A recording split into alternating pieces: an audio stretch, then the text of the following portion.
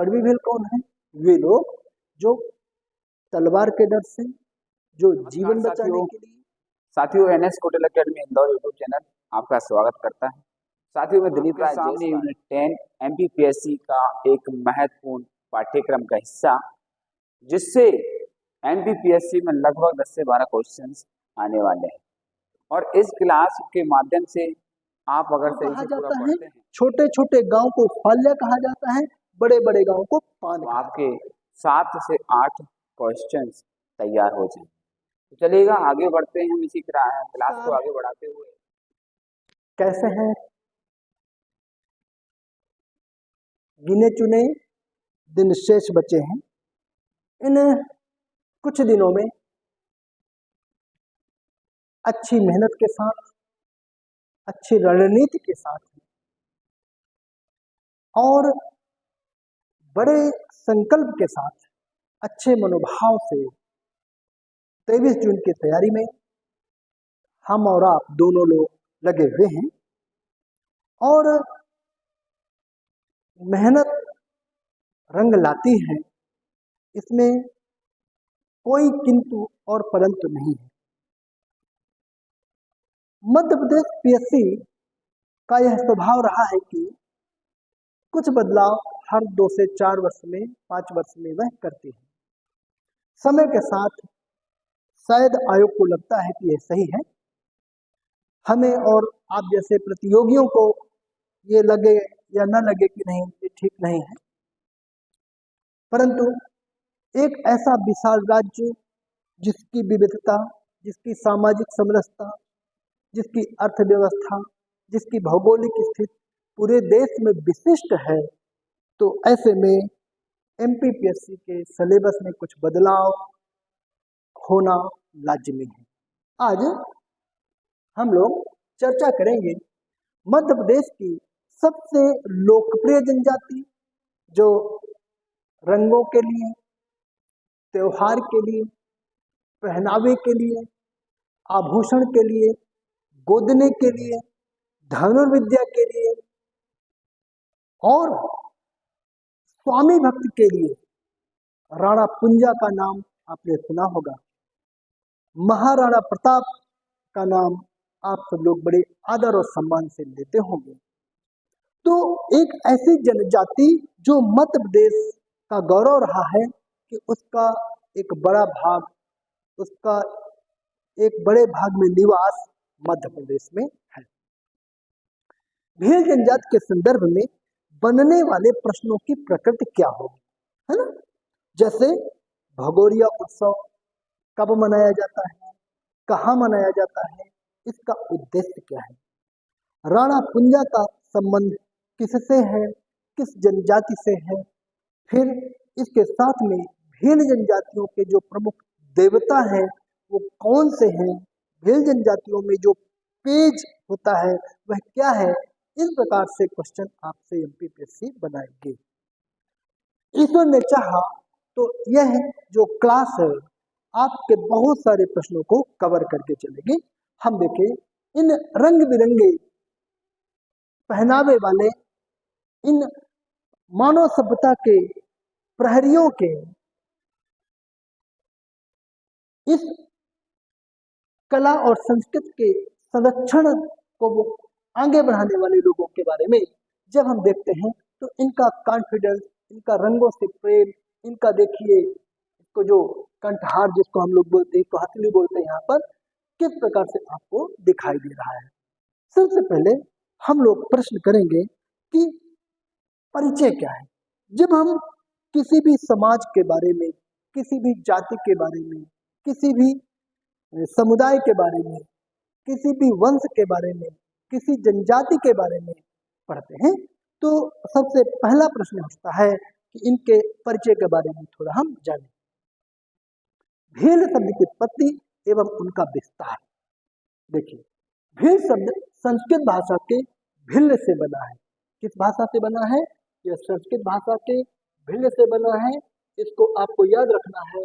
यदि याद है तो बहुत अच्छी बात है, और नहीं याद है तो इतना महत्वपूर्ण प्रश्न नहीं है कि सर हमसे भूल गया, इतना महत्वपूर्ण प्रश्न नहीं है। दूसरा, भील शब्द द्रविड़ भाषा के बील से बना है। किससे? द्रविड़ भाषा के बील से बना है भील शब्द। और ये दोनों प्रश्न महत्वपूर्ण प्रश्नों की श्रेणी में नहीं आते हैं, परंतु जब आप स्टूडेंट के रूप में तैयारी करते हैं तो आपका जो लेवल है, आपकी जो तैयारी है, वह बहुत अच्छी होनी चाहिए। अब भील शब्द के बारे में आप देखिए। भील एवं बिल शब्दों के सामान्य जो अर्थ हैं, धनुष अर्थात धनुर्विद्या में निपुण होने के कारण इन्हें भील कहा गया। अच्छे धनुर्धारी होते हैं।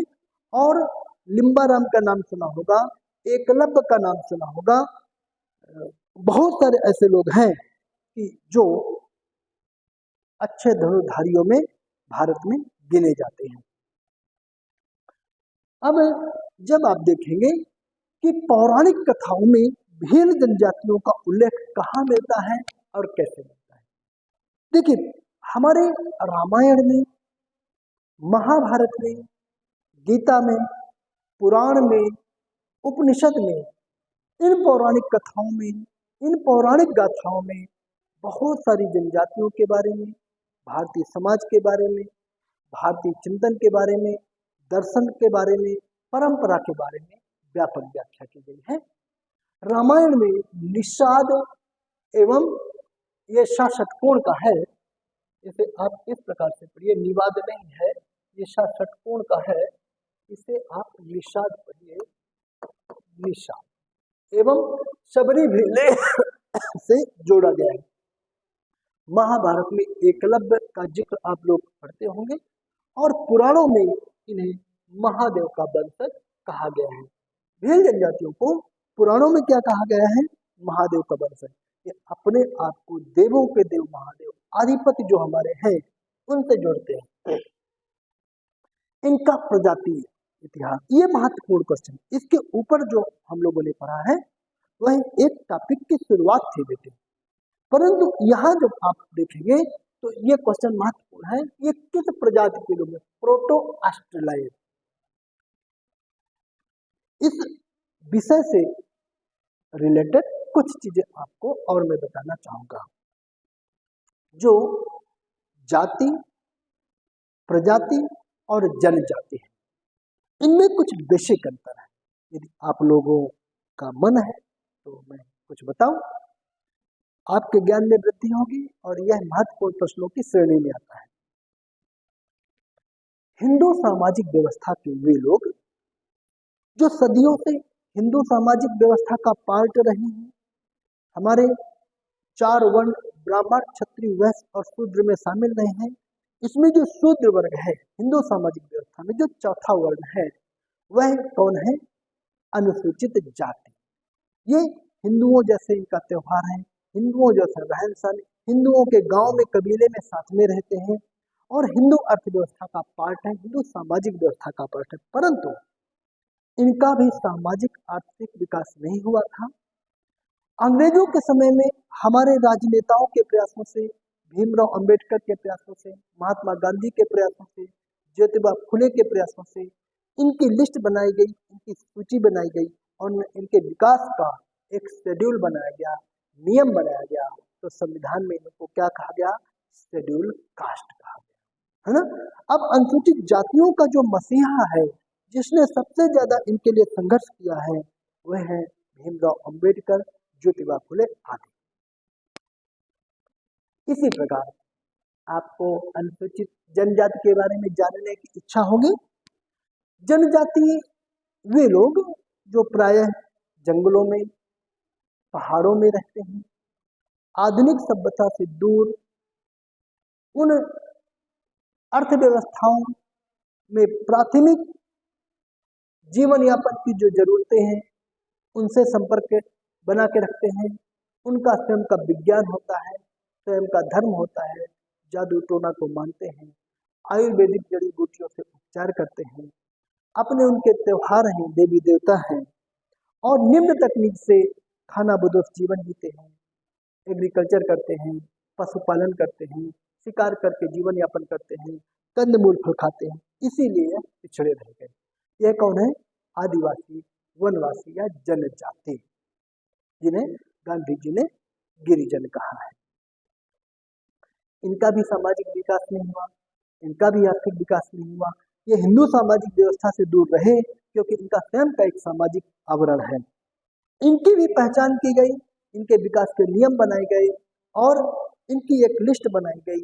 इसलिए संविधान में इनको नाम दिया गया है शेड्यूल ट्राइब्स। क्या? Schedule tribes. अब इनके प्रयास में, इन लोगों के विकास में एक व्यक्ति का नाम आप सदैव याद रखिएगा, वह है ठक्कर बाबा। कौन है? ठक्कर बाबा। इन्होंने बहुत सारी अंग्रेजों से लड़ाई लड़ी, भारतीय राजनीतिज्ञों से बहुत सारे वाद विवाद किए, वैचारिक संघर्ष किया और आगे चल करके ठक्कर बाबा के प्रयासों से साइमन कमीशन में इनके लिए एसटी शेड्यूल ट्राइब शब्द गढ़ा गया, अनुसूचित जनजाति शब्द गढ़ा गया। यह है प्रोटो ऑस्ट्रेलाइट। कौन? भील लोग। अब हम आगे चलते हैं बेटे। ऐतिहासिक ग्रंथों में सच भीलों का इतिहास लिखने वाले टीबी नायक। टीबी नायक कौन है? इनकी किताब है, ये क्वेश्चन है बेटे, इसे आप याद रखिएगा, है ना। टीबी नायक की किताब यदि आप भूल गए तो यहाँ पे मान करके चलिए कि आप एक नंबर से पीछे हो रहे हैं और आपका एक एक नंबर बहुत महत्वपूर्ण है। The Bhils A study. कौन है राइटर? टीबी नायक है ना। इनके रहन सहन, खान पान, निवास, पशुपालन, कृषि, अर्थव्यवस्था, पहनावा, इस सब के बारे में बहुत डिटेल से जिक्र किया गया है। कर्नल टाड ने भीलों को वनपुत्र कहा है। अच्छा, यहाँ पर कर्नल टाड का नाम बड़े सम्मान से लिया जाता है। बहुत सारे अंग्रेज राइटर हैं जिनमें कर्नल टाड का नाम इसलिए सम्मान से लिया जाता है कि इनकी पुस्तक द हिस्ट्री ऑफ राजपूताना, क्या है पुस्तक का नाम? द हिस्ट्री ऑफ राजपूताना में इन्होंने राजपूतों के बारे में, राजपूतों की सामाजिक व्यवस्था, उनकी सामंतीय व्यवस्था, उनका राजनीतिक जो विस्तार है, उनका भू क्षेत्र, उनकी वीरता, उनके युद्ध कौशल के बारे में और उनके सहयोगियों के बारे में, आपसी उनके संघर्ष और संधियों के बारे में बताया है। इसमें बहुत डिटेल से बताया गया है। कर्नल टाड ने द हिस्ट्री ऑफ राजपूताना में भीलों को बहुत बहादुर योद्धा बताया है और इन्हें वनपुत्र कहा है। क्या कहा है? टालमी एक भूगोलवेत्ता है, एक नक्षत्र वैज्ञानिक है। कहाँ के हैं टालमी? मिस्र के हैं। ये डीप का क्वेश्चन, ऐसे क्वेश्चन आते हैं जब आप अपनी लीड बढ़ा सकते हैं। देखिए, सरल प्रश्न, सामान्य से प्रश्न हर बच्चा तैयार कर लेता है। सभी टीचरों के द्वारा प्रयास किया जाता है कि आपको अच्छा कवर कराया जाए, परंतु जो हमारी एकेडमी की टीम है, जो कौटिल्य एकेडमी परिवार है, जो यहाँ रिसर्च करते हैं, जो रिसर्च करके बताते हैं कि ट्रेंड क्या है पीएससी में प्री का और पीएससी प्री के बाद ट्रेंड से आगे हट करके क्या पूछा जाएगा, तो टालमी ने इन्हें क्या कहा? पुलिन ने कहा। कहाँ के हैं? मिस्र के हैं। कौन है? खगोलवेत्ता है, याद रखिएगा, है ना। अब हम आगे क्या देखेंगे? इनका भील जनजातियों का भौगोलिक विस्तार है। अब यहाँ पर जो प्रश्न बनेगा दो प्रकार का बनेगा, एक पॉजिटिव, इनमें से क्या सत्य है, एक निगेटिव, इनमें से क्या असत्य है। अब पॉजिटिव जो बनाता है तो आप ये देखिए भील जनजातियों के बारे में जो यहाँ पर पॉजिटिव क्वेश्चन पूछेंगे, किस प्रकार से क्वेश्चन पूछ रहे हैं। ये मध्य प्रदेश में कहाँ पर भील जनजाति मुख्यतः निवास करती है, तो मालवा के पठार में भील जनजाति मुख्यतः निवास करती है। अब मालवा के पठार के जिले आप देख लीजिए, 12 से 14 जिले, इसमें हम निवाड़ के कुछ जिले भी शामिल करेंगे। इंदौर है, हाँ, धार है, हाँ। अब धार जैसे नाम आया तो दिमाग में क्लिक होना चाहिए कि सबसे ज्यादा अनुसूचित जनजातियों में भीलों की जो जनसंख्या वह कहाँ निवास करती है? धार। एक क्वेश्चन क्लियर, याद हो गया? ठीक। अब दूसरा और मजेदार क्वेश्चन जो अक्सर गलत होता है, आप लोगों को मैं बताता भी हूँ कि भील जनजाति का जो प्रतिशत है, सर्वाधिक प्रतिशत के रूप में अलीराजपुर में निवास करती है। तो धार, झाबुआ, अलीराजपुर, इंदौर, खंडवा, खरगोन, देवास, उज्जैन, इन रतलाम, इन जिलों के आसपास रहने वाले लोगों के बीच में भीड़ों की संख्या बड़ी मात्रा में है बेटे। अब क्वेश्चन पूछेगा इनमें से असत्य छांटिए। तो मान लो यहाँ अरीबा का नाम दे दिया, सीधी का नाम दे दिया, कटनी का नाम दे दिया, तो यहाँ पर भील जनजाति नहीं रहती। आपसे क्वेश्चन बन जाएगा। सिंगरौली का नाम दे दिया, सीधी का नाम दे दिया, तो यहाँ भील जनजाति नहीं रहती है। तो आप क्या करेंगे यहाँ पर कि जो क्वेश्चन सकारात्मक बन रहे हैं उन सकारात्मक प्रश्नों को देखेंगे, और जो क्वेश्चन नकारात्मक बन रहे हैं उन्हें आप नकारात्मक दृष्टिकोण से देखेंगे। तो भीलों का निवास कहाँ है आपने देख लिया, और भील जनजाति कहाँ नहीं निवास करती है आपने उस प्रश्न को भी देख लिया। अब देखिए, जब आपसे जिक्र किया गया था कि मालवा के पठार में मुख्यतः भील जनजाति का निवास है, और ये जो भील जनजाति है बेटे मालवा के पठार में, ये मालवा के पठार का भौगोलिक इलाका इस प्रकार से बताया जाता है ना। तो यहाँ रतलाम, झाबुआ, अलीराजपुर, बड़वानी, धार, खरगोन, इंदौर, धार, देवास, उज्जैन, इन सब जगहों पर भील जनजाति का निवास है। अब जनसंख्या संबंधी भील जनजाति के प्रमुख तथ्य हैं।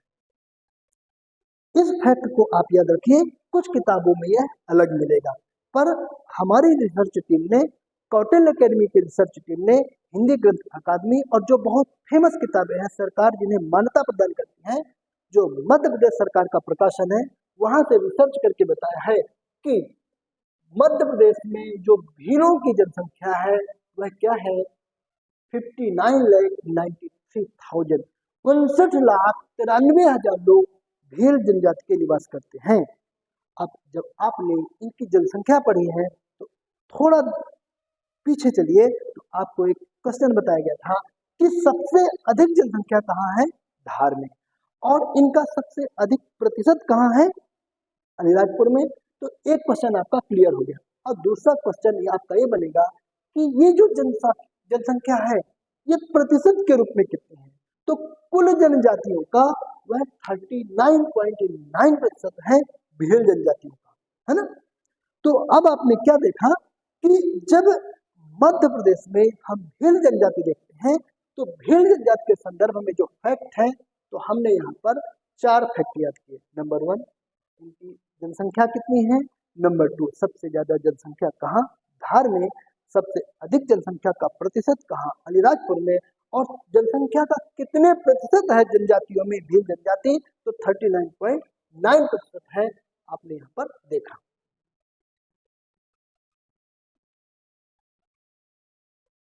अब यहाँ पर आपसे कुछ प्रश्न इजी वे पे बन जाएंगे और कुछ प्रश्न आपको याद रखना पड़ेगा। एमपीपीएससी ने इस प्रश्न को पूछा है, किस प्रश्न को पूछा है, आपके सामने स्लाइड दिख रही है, आप बताइए किस प्रश्न को पूछा है, मैं आपका नॉलेज चेक करना चाहता हूँ।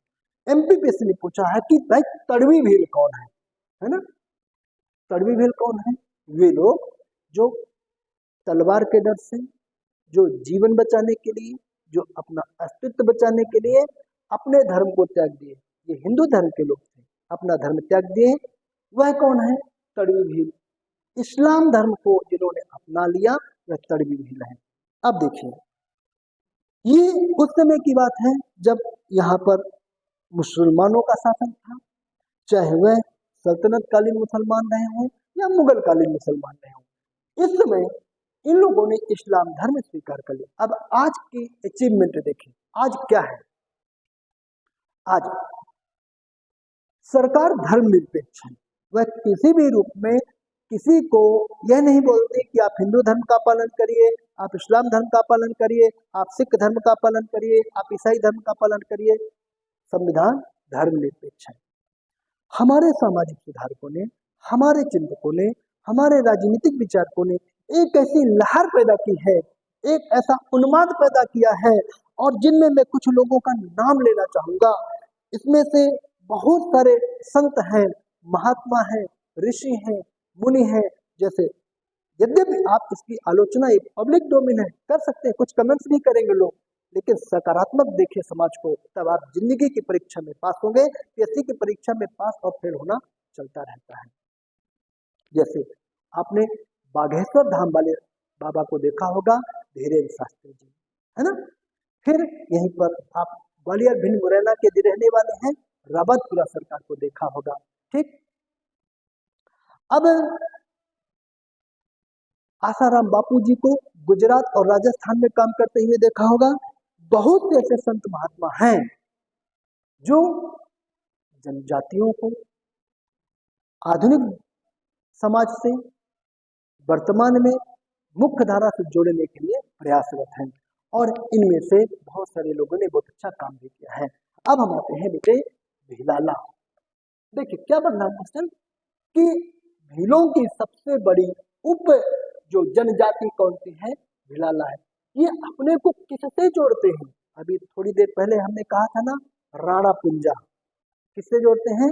राणा पुंजा, यानी महाराणा प्रताप के समय जब युद्ध क्षेत्र में और सामान्य स्थितियों में दो बहादुर जातियां संपर्क में आई, और उन बहादुर जातियों में एक राजपूत हो गए और एक भील हो गए। इनका एक आदर्श पुरुष बना राणा पुंजा, जिसने राणाओं का साथ दिया, और ऐसा साथ दिया कि मुगल लोग भागते भागते भागते भागते काबुल तक पहुंच गए। अब ये जो भिलाला है, यह अपने को उजले भील भी कहते हैं। उजले भील और काले भील, श्याम भील, थोड़ा सा फर्क है। कैसे? देखिए, अब चूंकि जो राजपूतों की शारीरिक संरचना है वह रंग गोरा, आंखें नीली, बाल घुंघराले, नाक ऊंची, है ना, इस प्रकार से इनके शारीरिक विन्यास को लिए हुए जो संतानें पैदा हुई वह भिलाला कह गई, और जो मूल रूप से रह गए वह भील कह गए, यानी उजले भील और काले भील, श्याम भील। तो ये लोग अपने को उजले भील कहते हैं। ठीक बेटे, तो किस प्रकार के क्वेश्चन आपसे बन रहे हैं आप ये देखिए, है ना। और जब आप देखते हैं कि ये क्वेश्चन आपसे इस पैटर्न पे पूछे जा रहे हैं, तो आपको एग्जाम रूम के पहुंचने के पहले कुछ फैक्ट रटे होने चाहिए। रतनमाल भेल, वे भेल जो 7 पीढ़ियों से एक साथ रह रहे हैं, है ना। अब आपको एक और चीज मैं बता रहा हूँ, बहुत अच्छी बात जो मैंने और मेरी टीम ने रिसर्च करके निकाला है। यदि धार, झाबुआ, अलीराजपुर में आप 100 लोगों से मिलेंगे, है ना, 100 लोगों में 5 लोगों का नाम रतनमाल होगा। ये बहुत अच्छा फैक्ट बता रहा हूँ, आप लोगों को पता नहीं। यानी ये वे भेल जो 7 पीढ़ियों से एक साथ रह रहे हैं, वह अपना वंश परंपरा कहाँ जोड़ते हैं? रतनमाल। इसकी उप जनजातियां हैं वरेला, पटेलिया, कोटला भील आदि आदि। यहाँ पर कोई क्वेश्चन नहीं बनेगा, तड़वी भील में क्वेश्चन बनेगा और भिलाला में क्वेश्चन बनेगा। अब आप देखिए, ये भीलों में कोई भी समाज होगा वहां गोत्र प्रथा प्रचलित होती है। अच्छा, गोत्र एक सेंटिमेंटल शब्द है, इसका वैज्ञानिक आधार भी, क्योंकि यदि ये क्लास जाति पर होती तो मैं गोत्र पे बहुत अधिक प्रकाश डालता। जनजातियों में गोत्र प्रथा का उतना इंपॉर्टेंस नहीं है, परंतु जातियों में है। चाहे हम ब्राह्मणों की बात करें, चाहे क्षत्रियों की बात करें, चाहे ब्राह्मणों में हम जमुना पारी की बात करें, मिश्रा की बात करें, शर्मा की बात करें, जिजौतिया की बात करें, यमुना पारी की बात करें, सरयू पारी की बात करें, है ना, उड़िया ब्राह्मण की बात करें, कश्मीरी ब्राह्मण की बात करें, यहाँ गोत्र महत्वपूर्ण है। लेकिन जनजातियों में गोत्र का उतना महत्व नहीं है, परंतु फिर भी गोत्र आपको याद रखना होगा।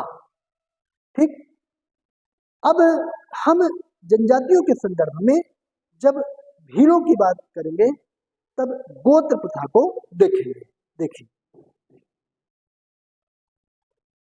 मदरिया, सन्याल, निंगवाल्या, सिंगवाल्या और जमानिया, ये कौन है? इनके गोत्र हैं। इन गोत्रों में इनकी विशेषता क्या है? गोत्र वास्तव में एक आदि पुरुष होता है, एक कॉन्सेप्ट होता है, एक पवित्र धारणा होती है जो आपको दिशा निर्देशित करती है, आगे बढ़ने के लिए प्रेरणा देती है। यहाँ से क्वेश्चन खास नहीं बन रहा है। अब भील जनजातियों के आवास, इनके घरों को कू कहा जाता है, छोटे छोटे गांव को फाल्या कहा जाता है, बड़े बड़े गांव को पान कहा जाता है। अब देखिए फिर से वही फैक्ट, यदि आप भील जनजातियों में नाम का सर्वे करेंगे तो 100 नाम में से 5 व्यक्तियों के नाम पान मिलेंगे। पान सिंह, पान कुमार, पानबाई, ऐसे। तो इन जनजातियों में आप देखिए कि शब्द भंडार कम है। तो भील जनजाति में आवास, छोटे छोटे घर इनके, जैसे यहाँ पर एक घर 2 घर है, फिर वहां पर एक घर। देखिए ये जंगली इलाका है, पहाड़ी इलाका है, जनजाति क्षेत्र है, तो ये लोग इसी प्रकार से घर बनाते हैं। कोई खेत में घर बना लिया, है ना, जिसको आप मड़ई भी कहते हैं और यहाँ भील जनजाति की भाषा में कू भी कहते हैं। कोई टीले पे बना लिया, है ना, कोई सड़क के किनारे बना लिया, और वहीं पर इनके मुर्गे हैं, वहीं पर मुर्गियां हैं, वहीं पर भैंस है, गाय है, वहीं एग्रीकल्चर का सब सामान रखा हुआ है। इस प्रकार से सब चीज देखने को मिलती है। अब शारीरिक विन्यास में मध्यम कद, घुंघराले बाल, चपटी नाक, गहरा भूरा रंग, चौड़ा माथा भील जनजातियों की विशेषता। अब सामाजिक संगठन बेटे देखिए, है ना, किसी भी जनजाति का सामाजिक संगठन बहुत महत्वपूर्ण होता है। सामाजिक संगठन से क्या आते हैं? सामाजिक संगठन से क्या आते हैं आप समझिए। क्वेश्चन यहाँ पर किस प्रकार का, सर हम इतना पढ़ रहे हैं, इनमें से छांटे कैसे? पहला, समाज कैसा है? पितृसत्तात्मक। अब आपसे क्वेश्चन पूछा गया, इनमें से असत्य छांटिए, इनमें से सत्य छांटिए। तो आपको सत्य और असत्य के बीच की परिभाषा पता होना चाहिए। आप कैसे सत्य और असत्य में पहचान कर पाते हैं? यह पितृसत्तात्मक समाज है। तो क्या और किसी प्रकार के समाज भी होते हैं? हाँ, कुछ समाज मातृसत्तात्मक होते हैं, जैसे खासी, गारो, जयंतिया, ये पूर्वोत्तर की जनजातियां हैं, यह मातृसत्तात्मक समाज है। खस, यह देहरादून के आसपास रहने वाले क्षेत्र की जनजाति है, यह भी मातृसत्तात्मक समाज है। नायर केरला में मालाबार के तट के आसपास रहते हैं, यह मातृसत्तात्मक समाज है। तो पितृसत्तात्मक और मातृसत्तात्मक समाज में आपने अंतर देखा। पुरुष एवं महिलाएं दोनों वस्त्र एवं आभूषण प्रिय होते हैं। शुरू में जब क्लास शुरू हुई, आपको वस्त्र दिखाया गया, पिक्चरें दिखाई गई, आपने देखा होगा कलरफुल वस्त्र और सिल्वर यानी चांदी के विभिन्न प्रकार के आभूषण पहने हुए हैं युवतियां। इनमें परिवार में बच्चे, महिलाएं, युवा एवं बूढ़े सभी एक कार्यात्मक इकाई हैं। गमेती या पंच, गांव का मुखिया। पटेल, गांव में विशिष्ट सम्मानीय व्यक्ति। पुजारा, पूजा पाठ कराने वाला विद्वान। डाहला, समाज के वयोवृद्ध व्यक्ति। कोटवार, गांव का चौकीदार। अब आपको यहाँ पर इन प्रश्नों में से बेटा याद क्या रखना है, ध्यान रखिएगा, है ना। हमने इतने प्रश्न दे दिया। अच्छी बातें हैं कि जो टीचर आपको छोड़ना सिखा दे वही सफल टीचर है। छोड़ना क्या है? आप देखिए, आप समाज पितृसत्तात्मक है, बिल्कुल याद रखिए। ये 2 लाइनें ऐसी हैं, कॉमन सी हैं, इनमें कुछ याद करने लायक नहीं है, पर इनमें से जो 1 2 3 4 5 क्वेश्चन बन रहे हैं, सबसे महत्वपूर्ण प्रश्न इसमें ये बनेगा, ये बनेगा, गांव के मुखिया या पंच को क्या कहा जाता है? गमेती या पंच कहलाता है। ठीक, और गांव का जो विशिष्ट और सम्मानीय व्यक्ति है वह कौन है? पटेल। अब हमारे मध्य प्रदेश में बहुत विविधता है, गुजरात राजस्थान से लगा हुआ इलाका है, तो कुछ जो प्रधान होते हैं उन प्रधानों को भी पटेल कहा जाता है। गांव का जो एक सम्मानीय व्यक्ति जिसके पास गाय अधिक है, भैंस अधिक है, जमीन अधिक है, 2-4 ट्रैक्टर है ना, संपन्न है, वह भी पटेल कहा जाता है। तो बाकी और चीजें इतनी महत्वपूर्ण नहीं है जो कि आपको याद करनी पड़े। जनजाति परंपरा में परिवार एवं विवाह। देखिए, जीवन साथी किसी भी समाज में बहुत महत्व रखता है। सृष्टि ने स्त्री और पुरुष, नर और नारी, मेल और फीमेल, नर और मादा, 2 प्रकार के जीव बनाए हैं। इन जीवों में संतान उत्पन्न करने की प्रचुर क्षमता होती है और जीव जगत को जिंदा रखने के लिए, आगे बढ़ाने के लिए यह परम आवश्यक है। जब हम जनजातियों में विवाह देखते हैं तो यहाँ सबसे पहला प्रश्न आता है विश्वास का। विश्वास, जीवन साथी एक ऐसा शब्द है जो कि आपको अंदर तक उस व्यक्ति से जोड़ देता है जिसका पूर्व जन्म में कोई रिश्ता या संबंध था या नहीं पता, पर इस जन्म में जो रिश्ता होता है वह जन्म जन्म का हिंदू समाज में माना जाता है। जीवन साथी का पूरा सम्मान किया जाता है। अहात प्रथा भीलों द्वारा एक निश्चित भौगोलिक क्षेत्र में विवाह संबंध स्थापित करने की प्रथा, अहात प्रथा, बहुत अच्छा क्वेश्चन हमारी रिसर्च टीम लेकर के आई है। कौन सी प्रथा है? अहात प्रथा, दावा प्रथा। इसके तहत वधू पक्ष को दहेज दिया जाता है।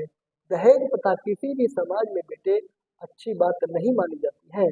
भारतीय समाज में तो अच्छी है ही नहीं, परंतु भारतीय समाज में ही दहेज प्रथा एक गुण के रूप में कुछ लोग इसको मानते हैं, अवगुण के रूप में कुछ लोग इसे मानते हैं। पर मेरा मानना है, सभी शिक्षित लोगों का मानना है, सभी जागरूक लोगों का मानना है कि दहेज प्रथा एक रोग है, एक सामाजिक बीमारी है, इसका इलाज किया जाए। तो दावा प्रथा क्या है? वधू पक्ष को दहेज दिया जाता है। अब वधू पक्ष को दहेज क्यों दिया जाता है? थोड़ा सा यहाँ पर कहानी आपको समझनी होगी, सुननी होगी। रीजन क्या है? देखिए, जब हम जनजातीय समाज की बात करते हैं तो जनजातीय समाज में स्त्री, पुरुष, बच्चे, महिलाएं सब कार्यात्मक इकाई है। और यदि बेटी का विवाह हो गया, वो दूसरे घर चली गई, तो एक व्यक्ति कम हो गया कि नहीं हो गया? हाँ। तो इसी कमी या घाटे को पूरा करने के लिए वर पक्ष से कुछ पैसा या कुछ वस्तुएं या आभूषण लिए जाते हैं, जिसे हम दावा प्रथा कहते हैं। इस प्रथा को बहुत अच्छा नहीं माना जाता है बेटे, इसलिए इसको कुरीति के रूप में देखते हैं। और इसको दूर करने के लिए, इस प्रथा को समाप्त करने के लिए जनजातीय समाज में एक प्रथा शुरू की गई है, एक अभियान शुरू किया गया, साथीदार अभियान। कौन सा अभियान? दावा प्रथा को गंभीर समस्या मानते हुए इसे समाप्त करने के लिए 2016 में कौन सा अभियान चालू किया गया है? साथीदार अभियान। इंटरव्यू का बहुत महत्वपूर्ण क्वेश्चन है, प्री एग्जाम में पूछे या न पूछे, पर मेन एग्जाम में साथीदार अभियान और इंटरव्यू में साथीदार अभियान, दावा प्रथा आपके लिए बहुत महत्वपूर्ण प्रश्न है।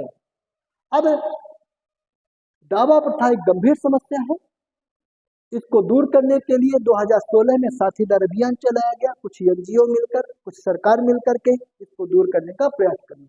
ओंगी प्रथा, विवाह में कन्यादान के प्रथा को क्या कहते हैं? ओंगी प्रथा। भांज गडिया प्रथा, विवाह में दो पक्षों के मध्य जो मध्यस्थ होता है ना, देखिए, चाहे पंडित जी पत्रिका वर और वधू की मिलवाएं या कोई परिचय का व्यक्ति, बुआ, चाचा, ताऊ, नाना, मामा, मामी, देवर, भाभी के परिवारजनों से, कुटुंबजनों से एक अच्छा रिश्ता निकाल करके जो नए परिवार को जोड़ने का काम करता है, वह है भांज गड्डिया प्रथा। विवाह में दो पक्षों के मध्य जो मध्यस्थ होता है वह यही है। अब जनजातियों में भगोरिया नहीं हो, भील जनजातियों में भगोरिया का उत्सव नहीं हो, ऐसे कैसे पॉसिबल है? ये जो भील जनजातियों में जीवन साथी चुना जाता है, अब बहुत अद्भुत परंपरा। सच में जब हम जनजातीय समाज का अध्ययन करते हैं और इस समाज के अध्ययन में जब हम आधुनिक समाज को देखते हैं, तो इन व्यवस्थाओं में हमारा समाज, आधुनिक समाज बहुत पीछे है। भगोरिया उत्सव अर्थात भागकर करने वाली शादी नहीं, जो कि अक्सर आपको किताबों में, किस्सों में, कहानियों में है यही बता दिया जाता है कि भगोरिया भाग कर की जाने वाली, बिल्कुल नहीं। कौन है भगोरिया? फाल्गुन माह में होली के पूर्व सिंधवा, राजगढ़, अलीराजपुर ऐसे बड़े बड़े शहरों में, बड़े बड़े कस्बों में, कुक्षी में पूरे जनजाति भील समाज के लोग इकट्ठा होते हैं। और चूंकि बहुत सारे लोग इकट्ठा होते हैं तो सभी के नात रिश्तेदार, युवक युवतियां सब इकट्ठे हो जाते हैं। तो यहीं पर चलो सब इकट्ठा है तो लगे हाथ, लड़के की शादी की बात कर लें, लड़की की शादी की बात कर लें, इसलिए भगोरिया उत्सव में यह सब चीजें की जाती हैं। बहुत धूमधाम से मनाया जाता है, विवाह की रस्में पूरी कर ली जाती हैं, कुछ शगुन दे करके, जिसको हम मालवा में रोका या बोलते हैं कि रोक लिया जाता है रिश्ता, है ना। फिर आगे चल करके तिथि और मुहूर्त देख करके विवाह कर दिया जाता है। इसमें दूसरा है गोल गधेड़ो उत्सव। इसमें देखिए कितनी बढ़िया व्यवस्था जनजातीय समाज में कि यदि आप जनजातीय समाज का कभी खैर आपको भाग्यशाली नहीं आप लोग जनजातीय समाज का पार्ट रहे हो, किसी भी जनजातीय समाज में प्रकृति के साथ संघर्ष बड़ा महत्वपूर्ण है। तो शारीरिक बल बहुत जरूरी है, मानसिक कुशलता बहुत जरूरी है। तो एक खंभा होता है, उसमें चने, नारियल, गुड़ बांध दिए जाते हैं, चारों ओर से घेरा बना करके लड़कियां ऐसे उसको कस करके घेरा बना लेती हैं और लड़कों को अंदर नहीं जाने देती, उनकी कुटाई करती हैं, बाल खींचती हैं, कपड़े फाड़ती हैं। लेकिन उन सबको, उन विपरीत परिस्थितियों को पार करके जो युवक इस नारियल को तोड़ लेगा ऊपर रखी हुई, वो उस घेरे में मनचाही युवती से शादी कर सकता है ना। अविवाहित युवतियां वहां पर इकट्ठा होंगी, विवाहित युवतियों के लिए नहीं है, और अविवाहित पुरुष इकट्ठा होंगे, नवयुवक इकट्ठा होंगे यहाँ पर। तो गोल गधेड़ उत्सव भोजन एवं वस्त्र जनजातियों में देखते हैं, स्पेशली हम इसमें भील जनजाति। देखिए जब भोजन की बात आती है तो आधुनिक समाज में तो बहुत सारे प्रकार के 56 प्रकार के भोजन कहे जाते हैं, जो कि हम ईश्वर को, प्रभु को भोग भी लगाते हैं। लेकिन यहाँ जनजातीय समाज में देखिए बहुत सिंपल सा जीवन है, लेकिन जीवन अनमोल है। राबड़ी मक्के से बना हुआ मुख्य भोजन, भेजी पेय पदार्थ, ताड़ी ताड़ पेड़ से निकाला गया एक पेय पदार्थ। इसमें नशा होता है बेटे, आप लोग कोशिश मत करना कि इस नशे को करो, क्योंकि नशा कोई भी हो अच्छा नहीं होता। भील जनजाति के लोग करते हैं, एक अलग मैटर है ना। तो देखिए राबड़ी मक्के से बना भोजन, भेजी पेय पदार्थ, ताड़ी, ये ताड़ के पेड़ से निकाला गया एक नशीला पदार्थ है। बड़े बड़े ताड़ के पेड़ होते हैं, आप लोगों ने टेलीविजन में देखा होगा, उसमें ये लोग हांडिया या बर्तन बांध देते हैं, 1-2 दिन बाद वो भर जाती है, इसको निकालते हैं, सूर्य उगने से पहले निकाल लिया जाता है, लेकिन जैसे धूप पड़ेगी कड़वा हो जाता है, और सुबह सुबह इसको ये लोग ले लेते हैं नाश्ते में। पगड़ी पुरुषों द्वारा सिर में बांधी जाती है, इनकी पीली पगड़ी, सफेद पगड़ी, केसरिया पगड़ी, बहुत प्रकार की पगड़ियां हैं जिनका अपना अपना इंपॉर्टेंस है और अपना अपना महत्व है। अंगरखा महिलाओं द्वारा धारण किया जाने वाला वस्त्र, कंठीरा चांदी और कांसे से निर्मित आभूषण कंठीरा कहलाता है ना। गोदारियन गोदना गोदने वाली जो महिला है भील में, भील जनजातियों में, वह गोदारियन कहलाती है। अब देखो आप भीलों को देखा होगा तो यहाँ पर भी गोदना गोदवा लेते हैं, बाजू में भी गोदना गोदवा लेते हैं। यह एक जनजाति परंपरा है, उसको आगे ले चल करके ये लोग अपनी चित्रकला, अपने भावनाओं को प्रदर्शित करने की कला को देखिए हमें और आपको सुरक्षित रूप में विरासत के रूप में समर्पित कर रहे हैं। गोदना में भी जो चित्र होते हैं वह देवी का चित्र होता है, चांद का चित्र होता है, पीपल के वृक्ष का चित्र होता है और मेहंदी का चित्र होता है। इस प्रकार से ये लोग चित्र बनाते हैं, जिसे हम गोदारी, गोदना गोदनी वाले।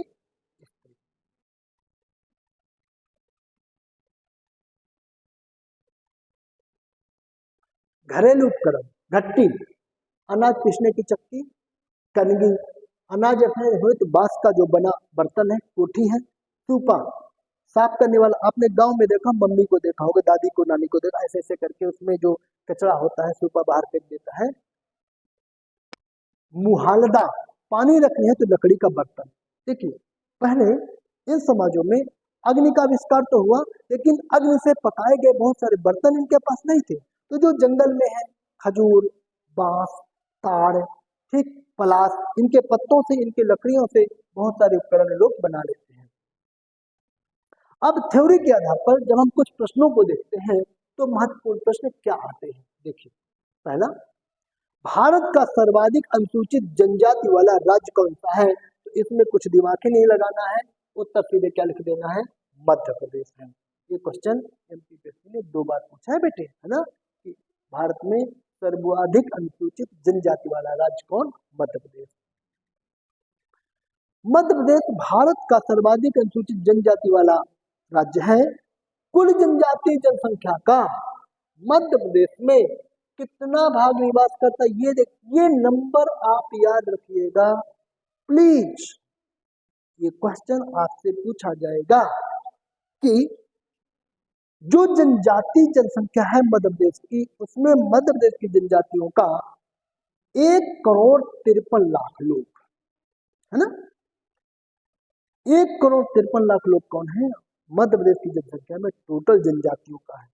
और यह प्रदेश की कुल जनजाति का, कुल जनसंख्या का कितना प्रतिशत है? 21.9। ठीक है, दोनों फैक्ट याद हो गए। मध्य प्रदेश की कुल जनसंख्या में जनजातियों का प्रतिशत क्या है? 21.9। Option A, option B, option C, option D रट ले। और मध्य प्रदेश की कुल जनसंख्या में जनजातीय जनसंख्या कितनी है? 1,53,00,000। ये आपको फैक्ट याद करके चलना पड़ेगा यदि आपको पीएससी क्लियर करनी है तो। मध्य प्रदेश की किन जनजातियों को विशेष पिछड़ी जनजाति के रूप में शामिल किया गया है, पहचान की गई है? देखिए 3 जनजातियां हैं बेटे यहाँ, है ना, बैगा, सहरिया, भारिया। ये तीनों जनजातियां अत्यंत पिछड़ी हैं। अत्यंत पिछड़ी इन्हें क्यों घोषित किया गया? यह सामाजिक रूप से, आर्थिक रूप से बहुत पिछड़े हैं बेटे, है ना। स्वास्थ्य में कुपोषण का शिकार है, रोजगार इनके पास नहीं है। इन क्षेत्रों में जहाँ ये लोग निवास करते हैं उस प्रकार की सुविधाएं नहीं हैं और एक अभाव का जीवन जीते हैं, इसलिए पिछड़े रह गए। भारत सरकार द्वारा 3 जनजातियों को, बैगा, भारिया और सहरिया को विशेष पिछड़ी जनजाति के रूप में अधिसूचित कर दिया गया है ना। अब इनके विकास के लिए बहुत सारे प्रोजेक्ट चल रहे हैं, बहुत सारे काम किए जा रहे हैं। मध्य प्रदेश आदिम जाति मंत्रणा परिषद का गठन कब किया गया? अब देखिए उत्तर इसका 1957 में संविधान के अनुच्छेद 24(1) के अंतर्गत मध्य प्रदेश अनुसूचित जनजाति के हित का संरक्षण हेतु आदिम जाति मंत्रणा परिषद का गठन किया गया था, जिसका 8 सितंबर 2014 को पुनर्गठन किया गया। ठीक, समय बदल गया, आवश्यकताएं बदल गई, इसलिए इसके पुनर्गठन की जरूरत हुई और यह एक सक्रिय इकाई के रूप में काम करने वाली संस्था बने। अगला क्वेश्चन है,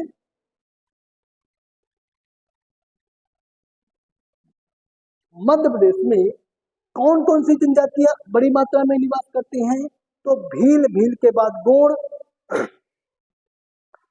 भीलों को वनपुत्र की संज्ञा किसने दी है? मैंने पीछे भी आप लोगों को थोड़ा सा हिंट दिया था, याद कराया था। इनमें से देखिए कौन है जो भीलों को वनपुत्र कह रहा है ना? कर्नल जेम्स टाट इनको वनपुत्र कह रहे हैं। जेम्स टाट क्या कह रहे हैं? इनको वनपुत्र कह रहे हैं। ठीक, द भील स्टडी नायक ने अपनी पुस्तक लिखा। बहुत सारी चीजें जो मैंने पीछे बताया है वो आपके यहाँ पर है। देखिए 1 मिनट के लिए आप अपने आंखों को यहाँ टिकाइए और इन फैक्टों को याद करिए। ठीक है, आगे चलें। चलिए, भीलों की उमड़ी उपजाति इस्लाम धर्म को मानती है, जो राज्य के गुना, शिवपुर तथा आसपास के जिलों में निवास करते हैं।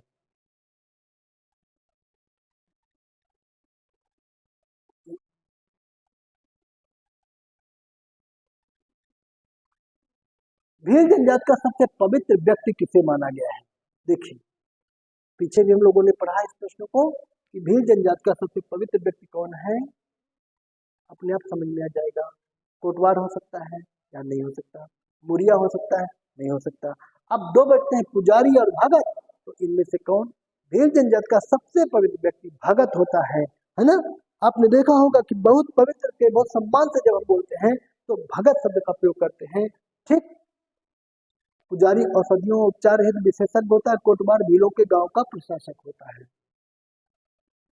भीलों के घरों के मकान, घरों और मकानों को क्या कहते हैं? पीछे हम लोगों ने पढ़ ही लिया है, फाल्य और कू कहा जाता है। ठीक है, अब यहाँ पर बहुत ज्यादा आपको समय खर्च करने की जरूरत नहीं है। भगोरिया प्रणय पर्व किस जनजाति द्वारा मनाया जाता है? ये बिल्कुल फैक्ट रटा हुआ है। भगोरिया भील जनजाति द्वारा प्रदेश के झाबुआ अलीराजपुर आदि जिलों में होली के अवसर पर मनाया जाता है। ठीक, इसके तीन भाग होते हैं, गुलालिया, गोल गधेड़ो और उजाड़िया। जब होली का अवसर होता है तो उस होली के अवसर पर बहुत सारे लोग इकट्ठा होते हैं, मेला लगता है, बड़े बड़े झूले, चरखियां, और बाहर से दुकानदार भी यहाँ पर लेकर के अपना सामान जाते हैं और ये लोग इस त्योहार का आनंद उठाते हैं। भील जनजातियों का सबसे प्रिय संबोधन हमें तो याद आ रही है हमारे मुख्यमंत्री साहब की। हमारे मुख्यमंत्री साहब कौन है? शिवराज सिंह चौहान साहब की याद आ रही है कि मामा। ठीक, तो देखिए सबसे लोकप्रिय शब्द कौन सा है? मामा। ये आपके लिए बड़ा इजी प्रश्न है। यूपी के किसी स्टूडेंट को देख लो, गलत हो जाएगा। छत्तीसगढ़ के किसी स्टूडेंट से बात करो वो भी गलत कर देगा। आपके लिए सरल है। सबसे शक्तिशाली देवता भीलों का, देखिए बूढ़ा देव, नारायण देव, दूल्हा देव में एक देवता है जो आपको याद होगा, शुरू में मैंने जिक्र किया था कि भील जनजाति का जो देवता है बेटे वो कौन है, और जिसका पावर सबसे अधिक है? राजापंथा। एमपीपीएससी के आईएमपी प्रश्नों की श्रेणी में यह आता है। राजापंथा कौन है? भील जनजाति का सबसे प्रमुख देवता, याद रखिएगा।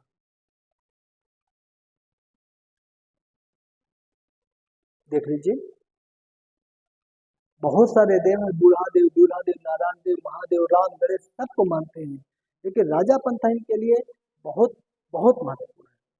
अब हम कुछ वन लाइन फैक्ट में बात करें, है ना, नजरें गड़ाकर। बिल्कुल, भीलों में लोकप्रिय संबोधन मामा।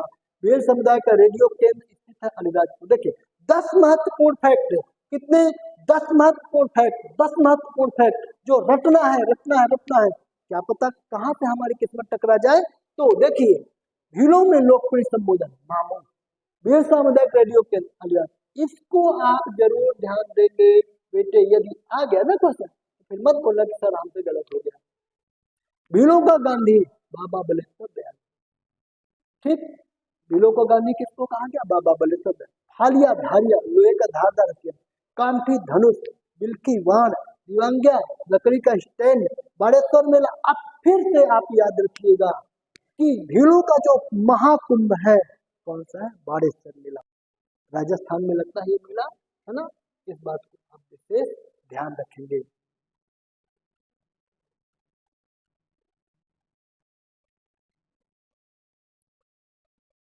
भील जनजाति के प्रमुख व्यक्तित्व, ये देखिए 2 फैक्ट और होंगे इसमें, 10 फैक्ट है, 2 फैक्ट शायद ऊपर नीचे हो गए होंगे, है ना। तो भीलों का महाकुंभ राजस्थान में संपन्न होता है। चलिए भील समाज के प्रमुख व्यक्तित्व हम देखते हैं। पेमा फत्या कौन है भाई? भीली चित्रकला में पथौरा चित्रकला बहुत बहुत फेमस चित्रकला है। एमपीपीएससी में पूछा गया क्वेश्चन है पिथौरा भित्ति चित्रकला मेंस में, है तो याद रखिए। भूरीबाई इस बार आईएमपी प्रश्नों की श्रेणी में है। भूरीबाई 2021 में पद्मश्री से नवाजा गया। कांतिलाल भूरिया जी जनजातीय नेता जिन्होंने राष्ट्रीय और अंतर्राष्ट्रीय स्तर पर ख्याति प्राप्त की। जमुना देवी मध्य प्रदेश की प्रथम महिला उप मुख्यमंत्री जिनको हम लोग बुआ भी कहते हैं।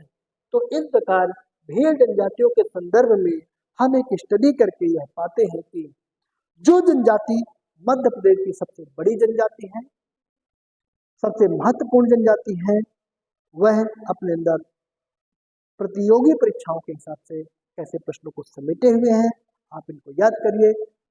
और आज मंगलवार है, महावीर का वार है। जो कोई सच्चे दिल से गावे उसका भेड़ा पान। ठीक है, चलेगा। क्वेश्चन ये आपके सामने रहा, ऑब्जेक्टिव टाइप से है, एमसीक्यू बेस्ड है। 2011 की जनगणना के अनुसार मध्य प्रदेश में कितनी जनजातियां निवास करती हैं? कितनी जनजातियां निवास करती हैं? तो देखिएगा यहाँ पर 43 जनजातियां निवास करती है, करेक्ट आंसर। कितनी? 43 जनजातियां निवास करती हैं।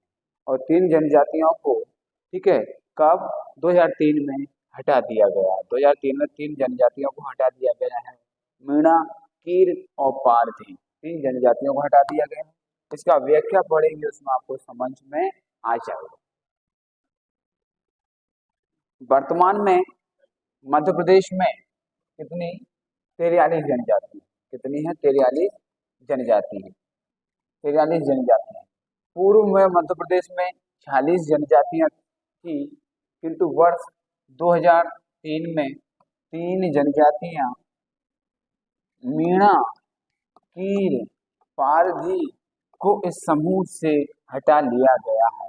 इसी तरह से, इस प्रकार से मध्य प्रदेश की अब कुल जनजातियां 43 रह गई। ओके, चलेगा। आगे चलते हैं, कंटिन्यू। अगला क्वेश्चन स्क्रीन पर ए रहा। संविधान की किस अनुसूची में जनजातीय क्षेत्रों के प्रशासन तथा नियंत्रण से संबंधित प्रावधान दिए गए हैं? चौथी अनुसूची, 5वीं, 6वीं और 7वीं, 8वीं अनुसूची?